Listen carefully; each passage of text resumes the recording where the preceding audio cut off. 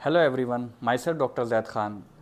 आज फिर से एक बहुत ही महत्वपूर्ण जानकारी आपके साथ मैं शेयर करना चाहूँगा। आज की जो वीडियो रहेगी बेसिकली वो उन स्टूडेंट्स के लिए रहेगी जो किसी भी गवर्नमेंट एग्ज़ाम की प्रिपरेशन कर रहे हैं या गवर्नमेंट एग्ज़ाम की प्रिपरेशन करने का आगे चलकर उनका प्लान है। तो मैं उसी के बारे में आज बात करूंगा कि जब कोई भी स्टूडेंट अगर एग्ज़ाम देने जाता है और वो अपना रिटन क्वालिफाई कर लेता है, फिर जब वो आगे फिजिकल एग्जामिनेशन के लिए जाता है तो उसके अंदर जो जब उसका डेंटल एग्जामिनेशन होता है, ओरल एग्जामिनेशन होता है, तो उसके अंदर क्या दिक्कतें आती हैं और बच्चों के अंदर जो डर रहता है, स्टूडेंट्स के अंदर जो डर रहता है, वो किस हद तक सही है और किस हद तक गलत है। मैं उसी के बारे में आपसे आज बात करूंगा। देखिए, ये टॉपिक बहुत लंबा है, बहुत बड़ी वीडियो हो जाएगी। ये मैं बहुत ही आपको शॉर्ट में सिर्फ कुछ पॉइंट्स के बारे में आपको बात करूंगा और अभी मैं आपको बताऊंगा कि आपको किन चीज़ों की ध्यान देने की आवश्यकता है।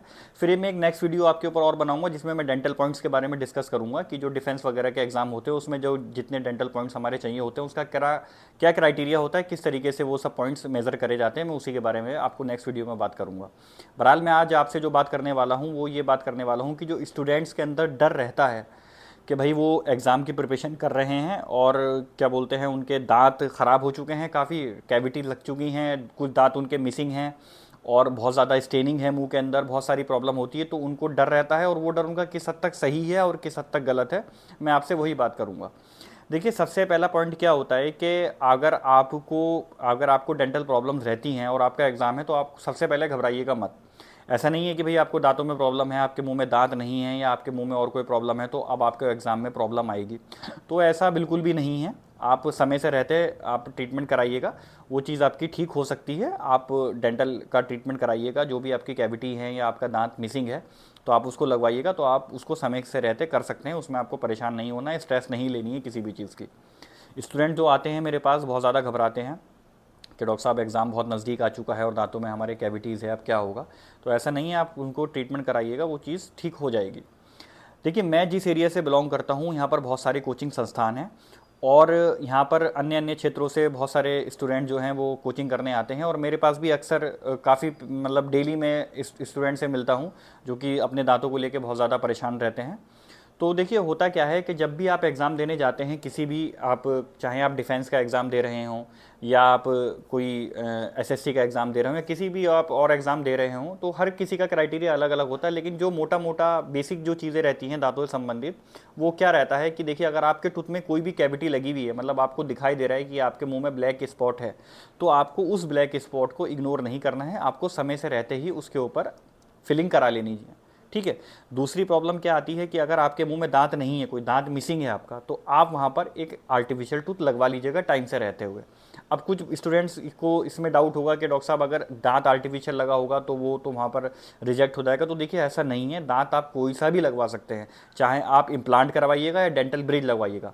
आप देख पा रहे होंगे स्क्रीन पर, इसको डेंटल ब्रिज बोलते हैं जिसमें हम एक दूसरे की सपोर्ट से दांत लगाते हैं। दूसरा जो होता है वो इम्प्लांट होता है जिसके अंदर हम हड्डी के अंदर एक बोन के अंदर इम्प्लांट को इम्पैक्ट करते हैं और उसके ऊपर से हम क्राउन लगा देते हैं। तो ये दोनों ही प्रोसीजर जो होते हैं ये मान्य होते हैं और आप इससे एग्जाम में प्रॉब्लम नहीं आएगी। ठीक है। दूसरी चीज़ जो होती है कि अगर आपने आरसीटी कराई है और आपने उसके ऊपर क्राउन लगवा रखा है तो वो भी प्रॉब्लम नहीं करता है। अब इसमें कुछ स्टूडेंट्स मुझसे ये कहते हैं कि डॉक्टर साहब ये जो क्राउन है ये थोड़ा सा मतलब ऐसा लग रहा है कि ये आर्टिफिशियल लगा हुआ है, तो इसमें क्या प्रॉब्लम नहीं आएगी।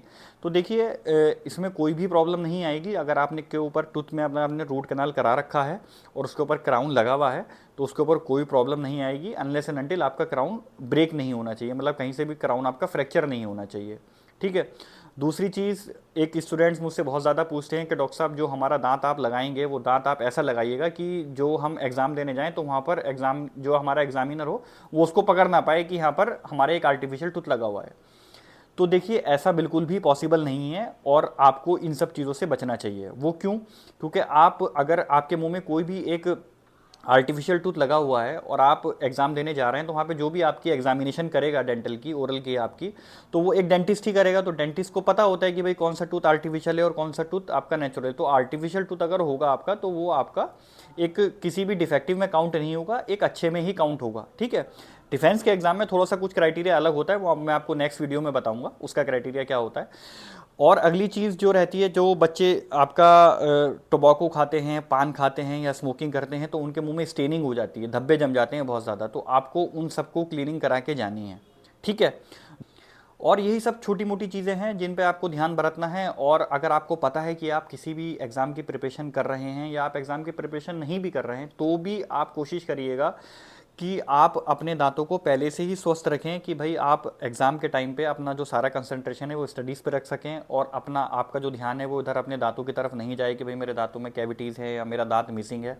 आपका ध्यान इस तरफ नहीं जाए, तो आप उसके लिए पहले से ही सतर्कता बरतिए और अपने दांतों को स्वस्थ रखिए। आप अगर ऐसा रखेंगे तो आप किसी भी एग्ज़ाम में एलिजिबल हो जाएंगे और आपको किसी भी तरीके की कोई प्रॉब्लम नहीं आएगी।